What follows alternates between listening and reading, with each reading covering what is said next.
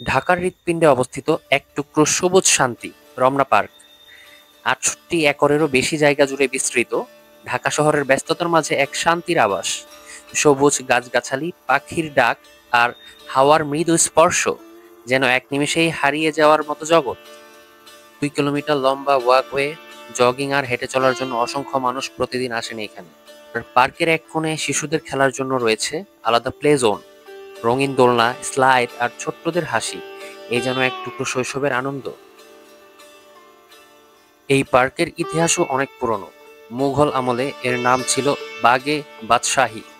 পরবর্তীতে ব্রিটিশ আমলে এটি রমনা হিসেবে পরিচিতি পায়। ১৯৫২-র ভাষা আন্দোলনের স্মৃতিও জড়িয়ে আছে এর আশেপাশে।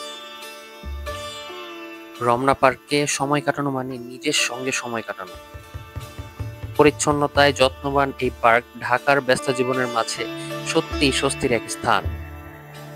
পার্কের ভিতরে রয়েছে সুন্দর একটি মসজিদ, যেখানে নামাজের সময় মুসল্লিরা সমবেত হন। বিশ্রাম নেওয়ার পাশাপাশি ইবাদতের সুযোগও এখানে সুরক্ষিতভাবে নিশ্চিত করা হয়েছে। পর্যটকদের জন্য রয়েছে পরিচ্ছন্ন পাবলিক টয়লেট ব্যবস্থা। বাংলা নববর্ষে রমনার সৌন্দর্য যেন কয়েক গুণ বেড়ে যায়। চারদিকে লোকজ সঙ্গীত, বর্ণিল পোশাক আর মুখে মুখে হাসি, সব মিলিয়ে এক অসাধারণ অভিজ্ঞতা। যান্ত্রিক এই শহরে রমনা এখনো মনে করিয়ে দেয় প্রকৃতি আছে, শান্তি আছে, এবং সেই শান্তি পেতে হলে একটু সময় নিয়ে থেমে তাকাতে হয় চারপাশে। আমি ডিপশনারি থেকে ফারদিন আহমেদ। এরকম আরো ভিডিও পেতে হলে আমাদের সাথেই থাকুন। আসসালামু আলাইকুম।